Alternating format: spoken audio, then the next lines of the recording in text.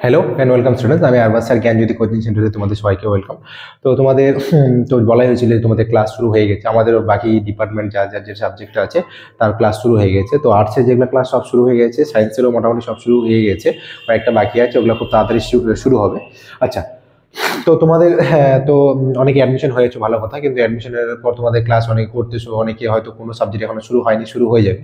তো আমি বলছিলাম যে আমাদের একটা ডিসেতে মানে সেন্টার থেকে একটা পিকনিক আছে কালকে, তো সেই জন্য আর কি সেই কালকের পর থেকে পিকনিক ক্লাসগুলো শুরু হবে, ঠিক আছে।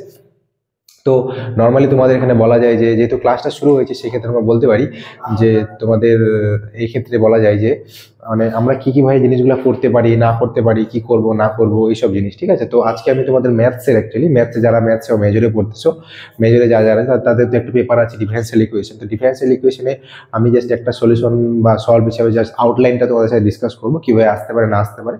তো জাস্ট বলতে পারো যে এরকম টাইপের অঙ্ক পরীক্ষায় আসে। তো এই অঙ্কটা যেটা আছে এটা পরীক্ষায় এসেছিল একবার, একবার না দুই তিনবার এসেছিল। তো অনেক আগে এসেছিল দুইবার, তারপর রিসেন্টলি একবার এসেছিল। তো এগুলো কোয়েশ্চেন যেহেতু তোমার রিপিট হচ্ছে, তো এই টাইপের এটাই যে আসবে এরকম মানে কিন্তু এরকম টাইপের ধরে নাও এক্স এর জায়গায় ওয়াই দিয়ে দিল, ওয়াই এর জায়গায় দিয়ে এক্স দিয়ে দিল, এরকম এক্সচেঞ্জ করে আসতেই পারে। তো জাস্ট আমি তোমাদের আজকে আউটলাইনটা যেটা হচ্ছে সলিউশনটা শর্টটা সেটা বলে দিচ্ছি আজকে। আচ্ছা, তো এখানে কি আছে আমাদের সেকেন্ড সেমিস্টারের জন্য ডিফারেন্সিয়াল ইকুয়েশন তোমরা বুঝতে পারতেছো। সলভ কি আছে, X Y square minus C X এর পাওয়ার 1/x³ বা এটা একটা অঙ্কটা তোমরা দেখতে পাচ্ছ। তো এখানে তোমাদের যারা ক্লাস 12-এ ভালো মতো ডিফারেন্সিয়াল ইকুয়েশন অঙ্ক করেছো, সেক্ষেত্রে কিন্তু তাদের এটা অসুবিধা হবে না বুঝতে, কারণ এখানে অনেক স্টেপ জামা আছে। তো সেক্ষেত্রে বলে দিই। তো প্রথমে যে জিনিসটা আছে, প্রথমে আমি জানি যে এই যে পার্টটা হলো, আমি এখানে আলাদা করে এক্স ওয়াইকে আলাদা করে লিখলাম, ঠিক আছে।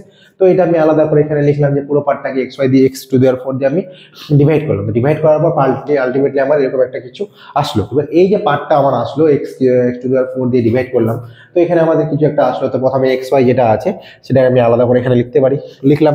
নেক্সট কি করলাম, এখানে আমার হচ্ছে ওয়াই ডিএক্স বাই ও এক্স ডিওয়াই যেটা আছে এখানে লিখলাম। আচ্ছা, আরেকটা কথা বলে দিই, প্রথমে যেটা আছে এটা সাজাইছি, কিভাবে সাজাইছি, প্রথমে এটা আছে, তারপর এটা আছে, তারপর এটা আছে। তো এটাই প্রথমে এদিকে নিয়ে গেছি, মানে স্টেপ জাম্প করা আছে, কারণ এই লাইনটা এখানে ছিল, তারপর এই লাইনটা এখানে নেওয়া হলো, আর এই লাইনটা এদিকে চলে, তার জন্য প্লাস হয়ে গেল, তার জন্য ডিএক্স লেখা। এবার পরে কি, এখানে ডিভাইডিং করলাম, এর পরের লাইনে আমি ডিভাইড করবো x⁴ দিয়ে। তো x² তাহলে x⁴ x4 দিয়ে আমি ডিভাইড করলাম। তাহলে আলটিমেটলি এবার এরকম আর কোনো ইন্টিগ্রেশনের পার্ট আসতো, ঠিক আছে। তোমরা হয়তো করেছো যে ইন্টিগ্রেশনের পার্ট এরকম করে আসতো।